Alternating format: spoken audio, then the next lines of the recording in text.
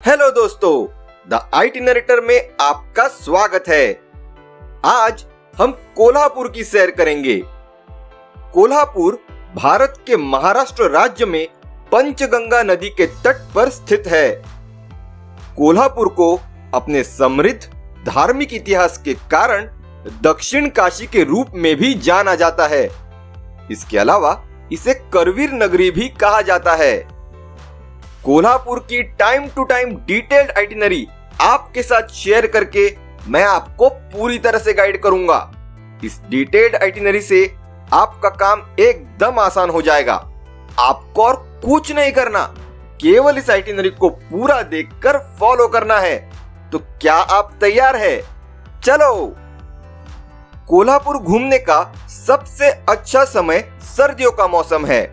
कोल्हापुर नवंबर से फरवरी के महीनों में सर्दियों का अनुभव करता है। तापमान सहज रहता है और दर्शनीय स्थलों के लिए उपयुक्त होता है। अब देखते हैं आपको बैकपैकिंग में कौन सी जरूरी चीजें अपने पास रखनी चाहिए। प्लास्टिक शीट कहीं जमीन पर बिछाकर आराम से बैठने के काम आएगा। गर्म कपड़े, स्वेटर, थर्मल वगैरह।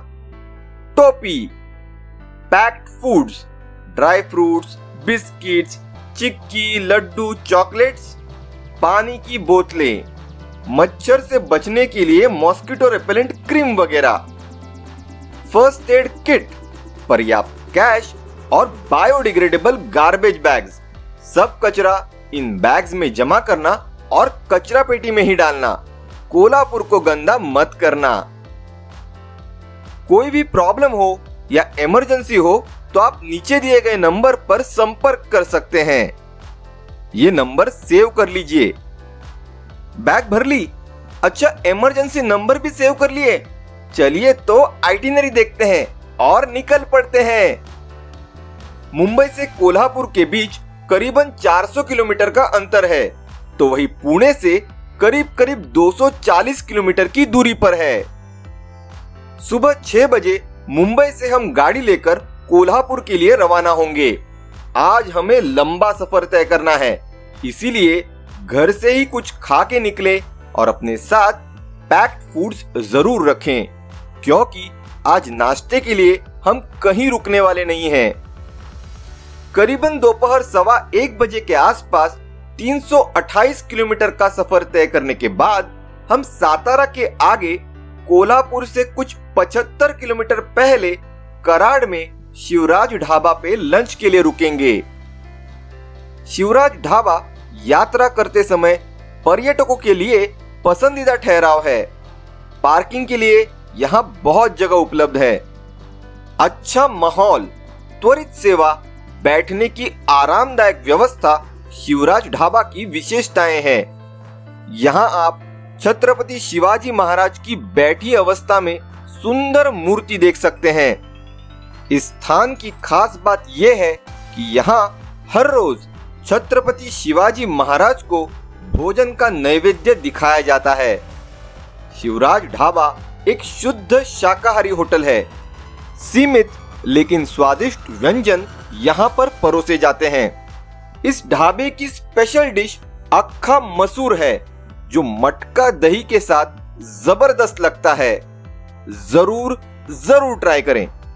इसके अलावा यहाँ पर बैंगन मसाला, काजू करी, पनीर मसाला भी काफी प्रसिद्ध है। भोजन में यहाँ बड़ी कुरकुरी तंदूरी रोटियां परोसी जाती है। शिवराज ढाबा काफी प्रसिद्ध होने के कारण यहाँ थोड़ी बहुत भीड़ होती है, इसका ध्यान रहे। पेट पूजा होने के बाद करीबन 2:45 को हम फिर बढ़ते हैं कोल्हापुर की ओर।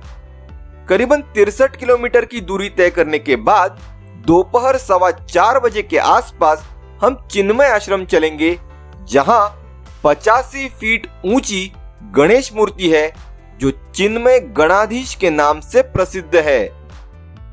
कहा जाता है चिन्मय गणाधीश पूरी दुनिया में भगवान गणेश की सबसे ऊंची मूर्ति है। पूरे ढांचे में 61 फीट के गणपति जी की मूर्ति को 24 फीट ऊंचे मेडिटेशन हॉल पर बिठाया गया है। इस गोलाकार संरचना का व्यास लगभग 60 फीट है और कहते हैं इसका वजन लगभग 800 टन है। 24 स्तंभ इस विशाल गणेश मूर्ति को आधार देते हैं। इस अद्भुत गणेश जी को 5 सिर वाले शेषनाग छत्र छाया प्रदान करते हैं और ये सीमेंट, लोहे की छड़, मिट्टी और प्लास्टर ऑफ पेरिस से बना है।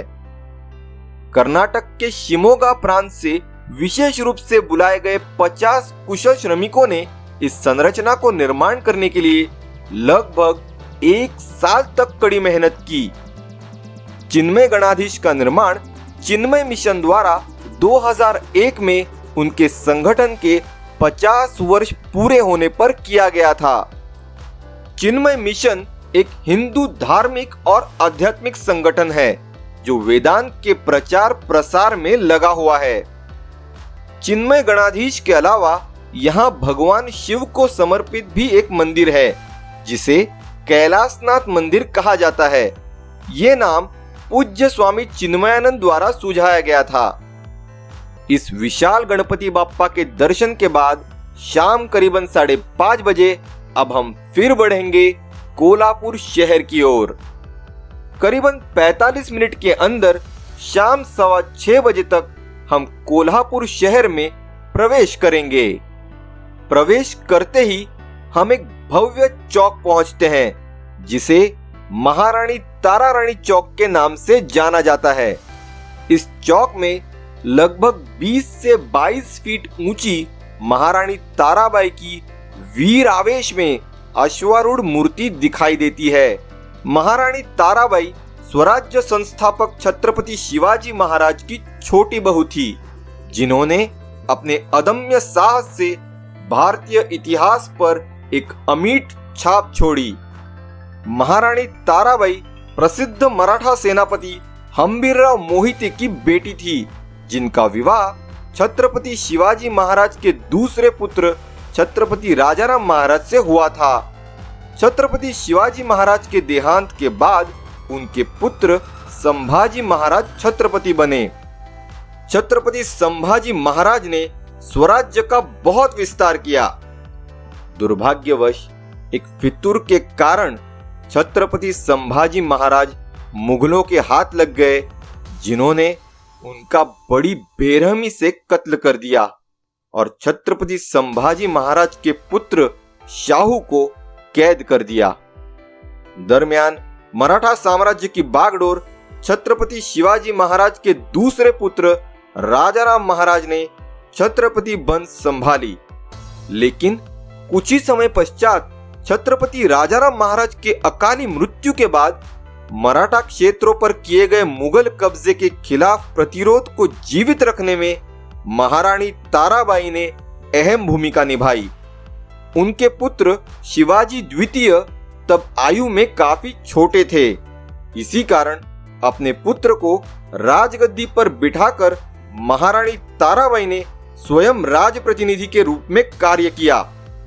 उन्होंने व्यक्तिगत रूप से युद्ध का नेतृत्व किया और मुगलों के खिलाफ लड़ाई जारी रखी। दक्खन जीतने के लिए दिल्ली छोड़ महाराष्ट्र में आए औरंगजेब का सपना उसके मरते दम तक पूरा नहीं हुआ और इसी महाराष्ट्र में उसकी कब्र खोदी गई। स्वदेशी संस्कृति की सुरक्षा के लिए महारानी ताराबाई के प्रयासों की व्यापक रूप से आज भी सराहना की जाती है। वीरांगना महारानी ताराबाई के सामने नतमस्तक होकर चलिए अब सबसे पहले होटल चलते हैं। सर्विस क्वालिटी और बजट को ध्यान में रखते हुए कोल्हापुर में मैंने 2 होटल शॉर्टलिस्ट किए हैं। सयाजी होटल कोल्हापुर में रहने के लिए बहुत अच्छी जगह है। यहाँ पार्किंग हेतु विशाल जगह उपलब्ध है। कमरे अच्छी तरह से सुसज्जित और होटल की साफ सफाई उल्लेखनीय है। सयाजी होटल का स्टाफ आपको उत्तम सेवा प्रदान करने के लिए अच्छी तरह से प्रशिक्षित है और होटल में भोजन के भी विभिन्न विकल्प उपलब्ध हैं। होटल में मौजूद स्विमिंग पूल, जिम और स्पा जैसी सुविधाएं आपका वेकेशन सही मायने में आरामदायक बनाती है। 6 एकड़ की विशाल भूमि में फैला द पेविलियन होटल ब्रिटिश काल की तरह कोल्हापुर में एक विंटेज होटल जैसा है। बहुत सारी हरियाली से घिरा ये होटल रिलैक्स करने के लिए एक उत्तम स्थान है। यहाँ भी पार्किंग के लिए ढेर सारी जगह उपलब्ध है। कमरे काफी स्पेशियस हैं और स्वादिष्ट भोजन भी उचित दरों में उपलब्ध है। होटल के चारों ओर का वातावरण शांत और सुकून भरा है। चेक इन करें, फ्रेश हो जाएं और होटल में बने स्वादिष्ट खाने का लुत्फ उठाइए। आज हमने काफी लंबा सफर तय किया है, इसीलिए अब आराम कीजिए। होटल में नाश्ता कर सुबह 9:30 बजे आज हम दिन की पावन शुरुआत करेंगे गणेश जी के दर्शन के साथ। तो चलिए चलते हैं बिन खाम्बी गणेश मंदिर। होटल से हम केवल आधे घंटे के अंदर करीबन सुबह 10 बजे तक पहुंच जाएंगे। बिन खाम्बी गणेश मंदिर कोल्हापुर के सबसे पुराने मंदिरों में से एक है। भगवान गणेश की मूर्ति 5 फीट ऊंची और केसरिया रंग की है। ये मंदिर प्राचीन वास्तुकला का उत्कृष्ट उदाहरण है। संपूर्ण मंदिर का निर्माण एक भी खंबे का उपयोग किए बिना किया गया है, इसीलिए इसका नाम बिन खाम्बी है, जिसका अर्थ है बिना खंबे का। ये मुख्य कारण है कि मंदिर न केवल भक्तों को बल्कि वास्तुकला के छात्रों को भी आकर्षित करता है, जो इसे अध्ययन के उद्देश्य से देखने के लिए आते हैं। गणेश जी के पावन दर्शन के बाद अब हम बढ़ते हैं कोल्हापुर के प्रसिद्ध महालक्ष्मी मंदिर की ओर। अगर हम सुबह 11:15 बजे तक बिन खाम्बी गणेश मंदिर से निकले तो 15 मिनट के अंदर महालक्ष्मी मंदिर पहुंच जाएंगे। महालक्ष्मी मंदिर एक महत्वपूर्ण हिंदू मंदिर है जो कोल्हापुर शहर में पंचगंगा नदी के तट पर स्थित देवी अंबाबाई को समर्पित है। कुछ इतिहासकारों का कहना है कि ये मंदिर ईस्वी सन 600 और 700 ईस्वी सन के बीच चालुक्य शासनकाल के दौरान बनाया गया था। महालक्ष्मी मंदिर काले पत्थर से हेमाड़पंथी शैली में बनाया गया है। काले पत्थर में उकेरी गई मुकुटधारी महालक्ष्मी देवी की मूर्ति 3 फीट ऊंची है और इसका वजन लगभग 40 किलोग्राम है। देवी के मुकुट में शेषनाग की छवि है। देवी महालक्ष्मी के चारों हाथों में प्रतीकात्मक मूल्य की वस्तुएं हैं। निचले दाहिने हाथ में माथुलिंग है, जो नींबू संतरे जैसा एक खट्टा फल होता है। ऊपरी दाएं हाथ में एक बड़ी गदा कौमोद की है, जो विष्णु की जमीन को छूती हुई गदा है। ऊपरी बाएं हाथ में एक ढाल और निचले बाएं हाथ में एक कटोरा है, जिसे पान पात्र कहा जाता है। अधिकांश हिंदू देवता के विपरीत जो उत्तराभिमुख या पूर्वाभिमुख होते हैं, कोल्हापुर की महालक्ष्मी पश्चिमाभिमुख है। महालक्ष्मी की कहानी काफी दिलचस्प है। प्राचीन काल में कोल्हासुर नामक एक राक्षस ने यहाँ हाहाकार मचाया था। उसके अत्याचारों से सब परेशान थे, इसीलिए देवताओं ने श्री महालक्ष्मी से उसका वध करने की प्रार्थना की। श्री महालक्ष्मी ने कोल्हासुर से युद्ध किया, जो 9 दिनों तक चला, और अश्विन शुद्ध पंचमी को श्री महालक्ष्मी ने राक्षस कोल्हासुर का वध किया। उस समय कोल्हासुर ने महालक्ष्मी के सामने आत्मसमर्पण कर देवी से क्षमा मांगी, लेकिन मरने के पहले उसकी आखिरी इच्छा ये थी कि इस स्थान को उसका नाम दिया जाए। इस प्रकार ये शहर कोल्हापुर नाम से जाना जाता है। महालक्ष्मी मंदिर के प्रांगण में नवग्रह, शिव, विष्णु, भवानी और कई अन्य देवताओं के मंदिर हैं। इनमें से कुछ तो 11वीं शताब्दी के हैं। प्रांगण में एक मणिकर्णिका कुंड है, जिसके किनारे पर विश्वेश्वर महादेव जी का मंदिर है। महालक्ष्मी मंदिर के दोनों ओर देवी महाकाली और देवी महासरस्वती का मंदिर है। श्री महालक्ष्मी जो अंबाबाई के नाम से भी प्रचलित है, उसका ये मंदिर पुराणों में वर्णित 108 शक्तिपीठों में से एक है। शक्तिपीठ के निर्माण की कहानी भी बड़ी दिलचस्प है। प्रजापति दक्ष अपनी बेटी सती की भगवान शिव से हुए विवाह से खुश नहीं थे। एक दिन जब उन्होंने एक यज्ञ का आयोजन किया था, तब उन्होंने सभी ऋषियों को आमंत्रित किया, लेकिन अपनी बेटी सती और दामाद भगवान शिव को आमंत्रित नहीं किया। फिर भी सती अपने पिता द्वारा शुरू किए गए यज्ञ के लिए गई। दक्ष ने उसके सामने भोलेनाथ शिव शंकर की काफी निंदा की। अपमानित सती क्रोधित होकर वेदी में कूद गईं। भगवान शंकर को जब ये पता चला, तब वे बेहद क्रोधित हो गए। वे तुरंत वहां पहुंचे और उन्होंने दक्ष के साथ उनके यज्ञ को भी नष्ट कर दिया। फिर सती के कलेवर को अपने कंधों पर उठाकर त्रिलोक में भ्रमण करने लगे। भगवान शिव के इस उन्मत्त संचार को रोकने के लिए भगवान विष्णु ने सुदर्शन चक्र छोड़ दिया और सती के कलेवर को टुकड़ों में काट दिया। पृथ्वी पर जहां भी सती के कलेवर के टुकड़े गिरे, वहां एक शक्तिपीठ का निर्माण हुआ। कहा जाता है देवी सती की आंखें कोल्हापुर में इस स्थान पर गिरी थी और इसीलिए इसे शक्तिपीठ भी माना जाता है। श्री महालक्ष्मी मंदिर में अनेक उत्सव मनाए जाते हैं। उनमें से किरणोत्सव एक विशेष उत्सव है, जब सूर्य की किरणें सीधे देवी पर पड़ती हैं। 31 जनवरी, 1 फरवरी और 2 फरवरी, तो 9 नवंबर, 10 नवंबर और 11 नवंबर को ये अद्भुत करिश्मा दिखाई देता है। ये उन बुद्धिमान भारतीय वास्तुकारों का कौशल्य है जिन्होंने कोल्हापुर में महालक्ष्मी के मंदिर का निर्माण किया, जो कि सूर्य की किरणें लुप्त होने से पहले कुछ समय के लिए एक खिड़की के माध्यम से देवी के चरणों में झुकती हैं। आर्किटेक्चर का ये एक उत्कृष्ट उदाहरण है, जो 1000 साल से भी पहले किया गया था और अभी भी किरणोत्सव के रूप में देखा जा सकता है।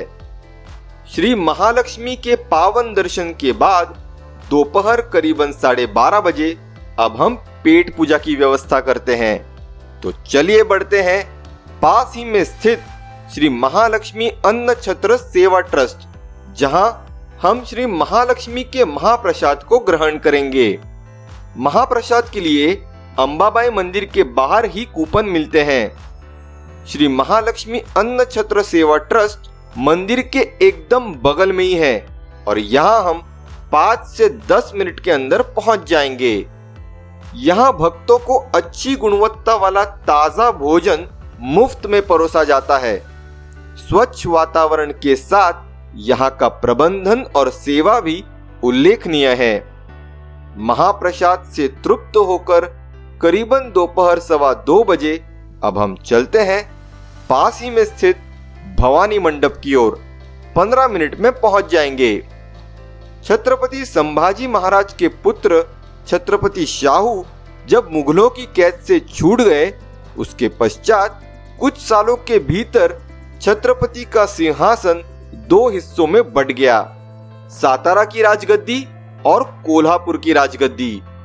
भवानी मंडप कोल्हापुर के छत्रपति राजवंश के पुराने राजवाड़ा या महल का प्रवेश द्वार हुआ करता था। दरअसल कोल्हापुर के छत्रपति की पहली राजधानी पनाड़गढ़ हुआ करती थी, लेकिन 17वीं सदी के अंत में आज के कोल्हापुर को राजधानी बना दिया गया। महालक्ष्मी मंदिर के पास बीच शहर में बड़ा महल बना दिया गया, जिसमें 6 चौक शामिल थे। महल के मुख्य चौक में छत्रपति राजवंश की कुल देवी तुलजा भवानी का मंदिर है। तुलजा भवानी मंदिर के पास ही एक बड़ा हॉल था, जो भवानी मंडप कहलाता था, लेकिन समय के साथ लोग इस पूरे परिसर को ही भवानी मंडप कहने लगे। अतीत में भवानी मंडप एक महत्वपूर्ण सभा स्थल था। वह कोल्हापुर के छत्रपति महाराज का दरबार हुआ करता था। ऐसा कहा जाता है कि पनाड़गढ़, जो कोल्हापुर से लगभग 20 किलोमीटर दूर पहाड़ी किला है, वहां से भवानी मंडप की ओर जाने वाली एक सुरंग है, जो आपातकालीन स्थिति में काम आने के लिए बनाई गई थी। हालांकि इसे आज तक खोजा नहीं गया है। भवानी मंडप एक और महत्वपूर्ण घटना का भी साक्षी रहा है। सन 1857 में कोल्हापुर में यहीं पर ईस्ट इंडिया कंपनी के खिलाफ जबरदस्त बगावत हुई थी। तुलजा भवानी मंदिर के बगल में हम कोल्हापुर के सबसे प्रिय महाराज छत्रपति राजर्षि शाहू महाराज की आदमकद प्रतिमा देख सकते हैं। यहाँ पर छत्रपति राजर्षि शाहू महाराज द्वारा शिकार किए गए जानवरों को प्रदर्शित किया गया है, जिसमें एक विशालकाय बाइसन या जंगली भैंस, तेंदुआ, हिरन और कुछ अन्य प्राणी भी है। यहाँ पर कोल्हापुर के छत्रपति राजवंश का सिंहासन भी देखा जा सकता है। पौराणिक कथाओं और इतिहास का एक दिलचस्प मिश्रण प्रस्तुत करने वाले भवानी मंडप को देखने के बाद अब हम बढ़ते हैं चंद्रकांत मांढरे आर्ट गैलरी की ओर। अगर दोपहर 3:30 बजे निकले तो आधे घंटे में करीबन 4 बजे तक पहुंच जाएंगे। चंद्रकांत मांढरे मराठी फिल्म जगत के एक प्रसिद्ध अभिनेता थे। छत्रपति शिवाजी, सांगते ऐका और बनगरवाड़ी उनके कुछ प्रसिद्ध फिल्म हैं। अभिनय के साथ ही वे एक उम्दा चित्रकार भी थे। शुरुआती दौर में चंद्रकांत मांढरे ने महाराष्ट्र कंपनी नामक संस्था के लिए काम करना शुरू किया, जहां वे मराठी फिल्मों के लिए पोस्टर बनाया करते थे। इस चरण के दौरान उन्होंने लगभग 350 से 400 चित्रों का निर्माण किया था, जिसमें water colour, acrylic, oil paint और पाउडर शेडिंग जैसे विभिन्न माध्यमों का उपयोग किया गया था। उन्होंने भारत में कश्मीर से लेकर कन्याकुमारी तक अनेक स्थानों पर लैंडस्केप पेंटिंग किया है, और तो और अमेरिका, नेपाल और फ्रांस में अपनी यात्राओं पर भी बहुत सारे चित्र बनाए हैं। ये संग्रहालय वास्तव में चंद्रकांत मांढरे जी का बंगला है, जो उनके विविध चित्र और विभिन्न एंटीक चीजों को प्रदर्शित करती है। इस खूबसूरत संग्रहालय के चित्र और प्राचीन वस्तुओं के लिए चंद्रकांत मांढरे जी ने अपने जीवन काल में लगभग 15 से 20 लाख रुपए खर्च किए। इसके बावजूद चंद्रकांत मांढरे जी ने इस कीमती संग्रहालय को सरकार के पुरातत्व विभाग को सौंप दिया और अब ये महाराष्ट्र सरकार के प्राधिकरण के अधीन है। ये संग्रहालय सोमवार को बंद होता है, इसका ध्यान रहे। चंद्रकांत मांढरे आर्ट गैलरी का आनंद लेने के बाद शाम करीबन 5:30 बजे अब हम चलते हैं खासबाग मैदान की ओर। 15 मिनट में पहुंच जाएंगे।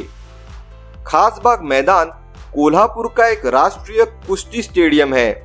रोम से लौटने के बाद रोमन ओलंपिक मैदान से प्रेरित छत्रपति राजर्षि शाहू महाराज ने कोल्हापुर में एक कुश्ती स्टेडियम बनाने का फैसला किया और सन 1912 में भारत का सबसे बड़ा ओपन एयर रेसलिंग स्टेडियम राजर्षि शाहू खासबाग मैदान बनाया गया। दिलचस्प बात यह है कि उन्होंने इसे कैदियों द्वारा बनवाया था। हजारों लोगों की उपस्थिति में खासबाग मैदान में जल्द ही कुश्ती की विविध स्पर्धा आयोजित किए जाने लगे। महाराज ने पहले मैच से टिकट प्रणाली शुरू की। टिकटों से एकत्रित किए धन का उपयोग खिलाड़ियों के आहार के लिए किया जाता था। जल्द ही पहलवान और कुश्ती खेल दोनों महाराज की मेहनत के कारण नई ऊंचाइयों पर पहुंच गए और कोल्हापुर अपनी कुश्ती के लिए बहुत प्रसिद्ध हो गया। यहाँ तक कि इसे कुश्ती पंडरी नाम से भी नवाजा गया। आज भी हजारों लोग खासबाग मैदान में कुश्ती का आनंद लेते हैं। बच्चों से लेकर बूढ़ों तक हर कुश्ती प्रेमी इस तेजस्वी खेल को देखने के लिए यहाँ आते हैं। खासबाग मैदान में लगभग 30,000 लोगों के लिए बैठने की व्यवस्था है।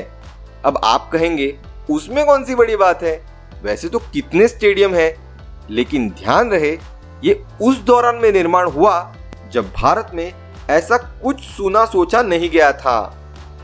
कुश्ती रिंग के पूर्व की ओर कोल्हापुर के शाही परिवार के सदस्यों को बैठने के लिए विशेष सीटिंग है।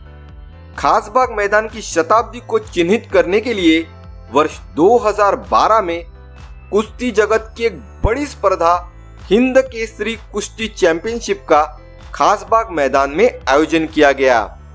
कई प्रतिष्ठित राष्ट्रीय पहलवान इस जगह पर कुश्ती खेल चुके हैं। चलिए दोस्तों, आज हमने बहुत घूम लिया, अब ब्रेक लेते हैं और कुछ शॉपिंग करते हैं। ऐसा कभी नहीं हो सकता कि आप कोल्हापुर आएं और कुछ खरीदे बिना ही यहां से चले जाएं। इसीलिए चलिए अब चलते हैं शॉपिंग करने वापस महालक्ष्मी मंदिर की ओर। खासबाग मैदान से अगर हम शाम 6:30 को निकलें तो 15 मिनट में शाम 6:45 बजे के आसपास पहुंच जाएंगे। महालक्ष्मी मंदिर के आसपास कई इमिटेशन ज्वेलरी की दुकानें हैं। यहां आपको कई तरह के पारंपरिक आभूषण जैसे ठुशी, कोल्हापुरी साज, कोल्हापुरी टिक, कोल्हापुरी पुतली हार, वज्र टिक, चिंचपेटी, बोरमाळ, मोती के गजरे और विभिन्न प्रकार के नथुने मिलेंगे। यहाँ आपको पारंपरिक गहनों के साथ ही बहुत सारे फैंसी गहने भी मिलेंगे। आपको जो पसंद आए आप वो खरीद सकते हैं।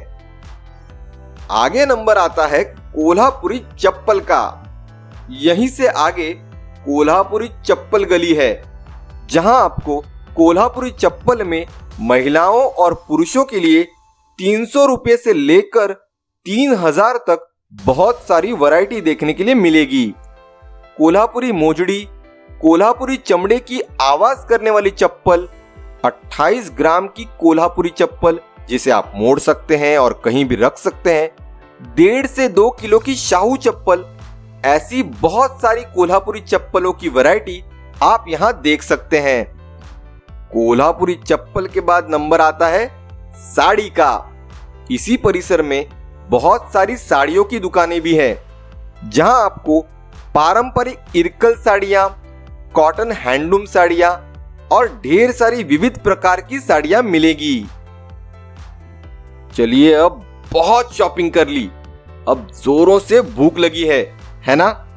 चलिए फिर चलते हैं देहाती रेस्टोरेंट। यहां से रात 8:30 बजे निकले तो आधे घंटे के अंदर पहुंच जाएंगे। देहाती कोल्हापुर की प्रसिद्ध मटन थाली के लिए बहुत प्रसिद्ध है, जो कि खास पारंपरिक कोल्हापुरी तांबड़ा रस्सा और पांढरा रस्सा के साथ परोसी जाती है। ये दोनों रस्सा पानी की तरह पतले सूप जैसे होते हैं। तांबड़ा का मतलब लाल होता है, जो कि मसालेदार होता है, और पांढरा का मतलब सफेद होता है, जो बिल्कुल मसालेदार नहीं होता है। इनका स्वाद कमाल होता है। देहाती की मटन थाली का स्वाद काफी अनोखा है। थाली में परोसी जाने वाली भाकरी काफी मुलायम और स्वादिष्ट होती है। देहाती का माहौल भी काफी अच्छा है और काफी डिमांड में होने के कारण ये तुरंत हाउसफुल हो जाता है। इसीलिए आपको थोड़ा इंतजार करना पड़ सकता है, लेकिन देहाती का भोजन इंतजार करने लायक है। इनका स्टाफ भी बहुत चौकस और अच्छी सेवा प्रदान करते हैं। शाकाहारी के लिए भी यहाँ 3 अलग अलग थालियां उपलब्ध हैं, जो काफी प्रशंसनीय हैं। वेज थाली में आपको 2 प्रकार की सब्जी, एक दाल, चपाती या भाकरी, पुलाव, स्वीट, दही वाला प्याज, आचार, पापड़, तीखा खरड़ा वगैरह होता है। कोल्हापुर बहुत मसालेदार तीखे भोजन के लिए जाना जाता है, जो बाहरी लोगों के लिए थोड़ा असहनीय हो सकता है। इस होटल की एक खास बात मुझे ये लगी कि रेस्टोरेंट ने भोजन के स्वाद पर कोई समझौता किए बिना आम जनता के लिए थोड़ा तीखा कम करने के लिए विशेष ध्यान रखा है।